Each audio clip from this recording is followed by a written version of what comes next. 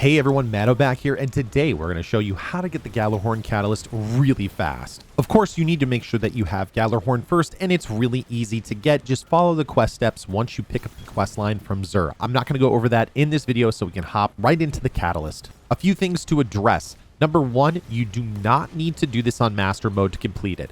Next up, you need to make sure that you do all of this in one dungeon run. If you get kicked to orbit, it will reset your progress, which is what happened to me and why this video has not been out earlier. Finally, you need to make sure that even if your fire team has picked up the chest, you separately need to go up to the chest while you have the burdens and pick up the chest yourself. Otherwise, you won't get the catalyst. I ran this earlier today with someone who did not pick up all the chests and they did not get the catalyst when we picked up the final chest. So make sure you do that.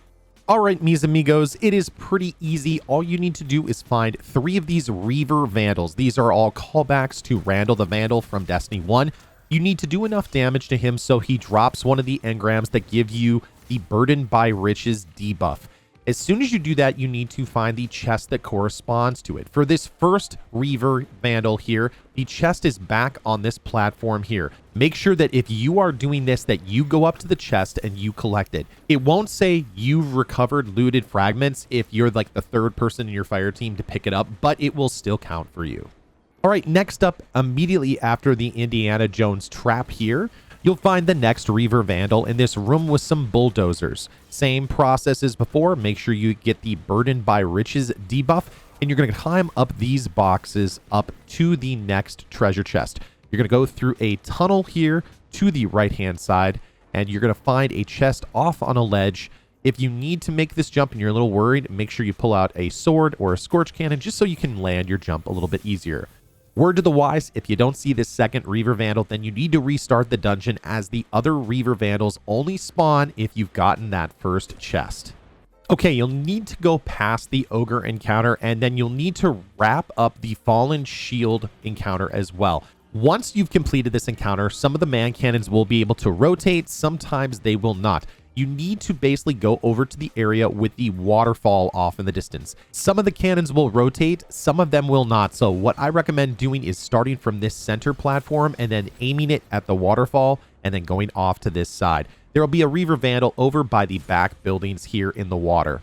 Before we pick up the buff, you need to know where you're going. So the chest is up on top of this platform over there where you can see the Scorch Cannon charging. You need to make sure that you've got this aimed basically at the Fallen Shield so that when you charge up that cannon, you're going to go over to that central platform. Once you're ready, and only once you're ready, head on over to where the Vandal is. Again, he'll be in these back buildings. Just look for him running around.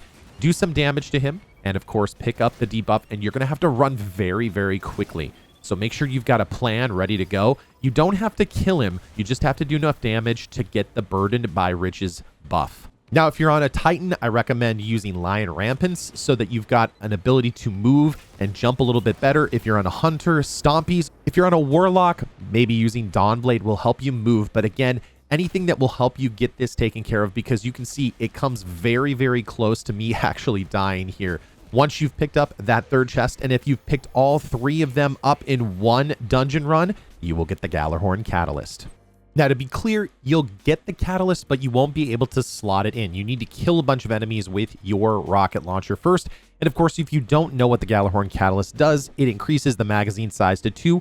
Final blows with Wolfpack rounds spawn a faster, more powerful missile at the target's location. So in other words, it's going to do insane DPS. There's a lot of really easy ways to complete the catalyst, like going into public events, picking up the flag so you have full ammo, and then just killing the waves of enemies here. You can also go inside the Dares of Eternity, and you have a small chance of getting unlimited heavy ammo, which you can use on the ads, which is going to be really, really helpful as well. It'll be an easy way to knock out your catalyst, as well as getting other rewards for the 30th anniversary event. Anyways, folks, that's all there is to it. Complete the Gjallarhorn Catalyst and get this monster DPS machine.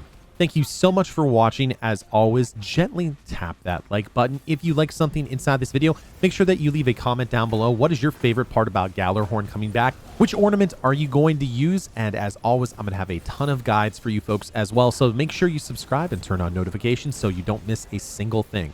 Good hunting, Guardians. I will see you next time in the universe of Destiny.